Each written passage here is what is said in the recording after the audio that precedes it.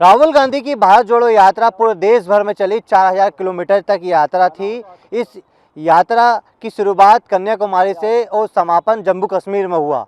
लेकिन इस यात्रा के दौरान 127 भारतवासी यात्री थे जो पूरी समय यात्रा में राहुल गांधी के साथ चले। इस यात्रा के दौरान मध्य प्रदेश के 11 लोग भी थे, जिनमें से एक हैं अजय पटेल जी, जिनसे हम बातचीत करेंगे। नमस्कार दोस्तों, एबीपी न्यूज़ में आप सभी का स्वागत है। मैं नितिन ठाकुर इस समय मौजूद हूँ। अजय पटेल जी हैं जो भारतवासी हैं। राहुल गांधी की भारत जोड़ो यात्रा में आप 4000 किलोमीटर तक पद यात्रा करी।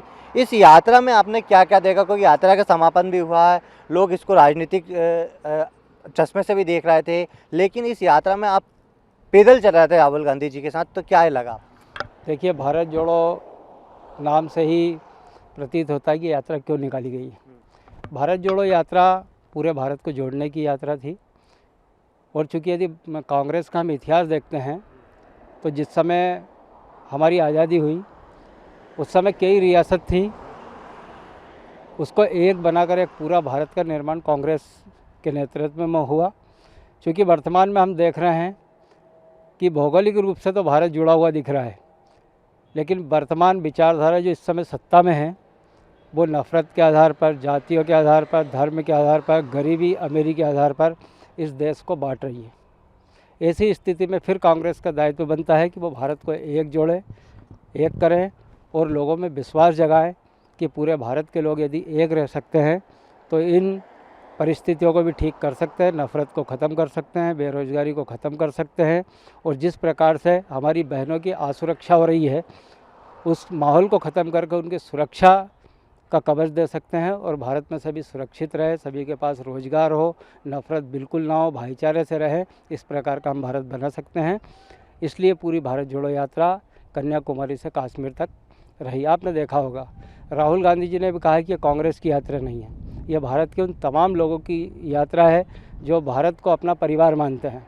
और जब हम परिवार की बात करते हैं नितिन जी, तो हमें मालूम कि हम परिवार को प्रेम से, सौहार्द से, विश्वास से और भाईचारे से ही एक कर सकते हैं।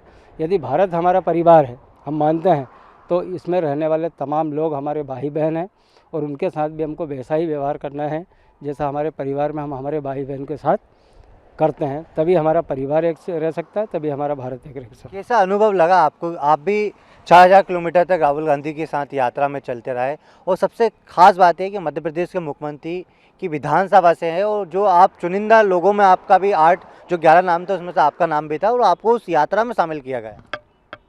कन्याकुमारी से कश्मीर तक की यात्रा अद्भुत थी। चूँकि मैं पहली बार इतने पूरे प्रदेश को देख पाया और पैदल देख पाया। जिस प्रकार से हम अभी तक टीवियों में देखते थे या पुस्तकों में पढ़ते थे, उन पूरी चीज़ों को हमारे पूरे भारत के दर्शन करने का मौका कन्याकुमारी से कश्मीर तक मिला। लेकिन एक चीज़ इसमें कॉमन देखी कि कन्याकुमारी से कश्मीर तक पूरे लोग हिंसा के ख़िलाफ़ हैं, प्रेम के साथ हैं, नफ़रत के ख़िलाफ़ हैं, भाईचारे के साथ हैं।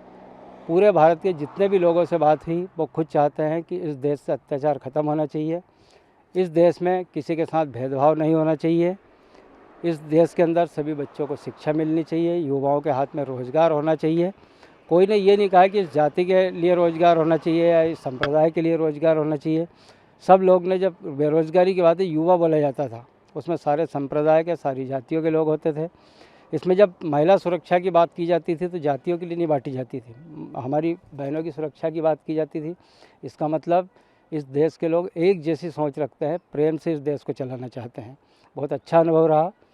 कन्याकुमारी से श्रीनगर तक गर्मी का माहौल भी रहा, बारिश भी आई, ठंड भी रही, बर्फ़ भी रही, लेकिन आपने देखा होगा राहुल जी और पूरे भारत यात्री बिना रुकावट के श्रीनगर तक गए और हमने लाल चौक में राहुल जी के नेतृत्व में राहुल जी के हाथ से झंडा फहराया गया। और ये झंडा ये प्रतीत करता है कि कन्याकुमारी से श्रीनगर तक जो हमारा तिरंगा झंडा है वो फहराता रहेगा और भारत खुशहाल रहेगा और एकजुट रहेगा। ये यात्रा थी। इस यात्रा से लग रहा है कि 2024 में, 2023 में मध्य प्रदेश में, तो 2023 में विधानसभा चुनाव है, 6 से 7 महीने ही बचे हैं, और 2024 में लोकसभा चुनाव है। इस यात्रा के बाद कहीं ना कहीं कांग्रेस जो कमज़ोर थी अब वो दिखेगी मजबूती के साथ। देखिए, इसमें यही कहा था कि यात्रा मात्र राजनीतिक दल की नहीं है, कांग्रेस की नहीं है, ये पूरे भारत जोड़ने की यात्रा है। कांग्रेस पार्टी सत्ता के लिए समाज का उपयोग नहीं करती है, समाज के लिए सत्ता चाहती है। तो ये सत्ता बनाने की नहीं, ये देश बनाने की यात्रा थी। और जब हम देश बनाने की बात करते हैं तो मेरा विश्वास है कि जितने भी प्रदेशों में चुनाव हो रहे हैं या राष्ट्रीय लेवल के चुनाव होंगे, जिन उद्देश्यों को लेकर राहुल जी निकले थे उसके परिणाम भी हमको देखने को मिलेंगे, क्योंकि सभी लोग चाहते हैं कि हम सुरक्षा में रहें, सभी लोग चाहते हैं कि रोज़गार हो, भाईचारे से रहें। ये मेन मुद्दे हैं हर जीवन के। तो ये थे हमारे साथ अजय पटेल जी, जो भारतवासी थे, राहुल गांधी के साथ भारत जोड़ो यात्रा में लगातार चले 4000 किलोमीटर तक।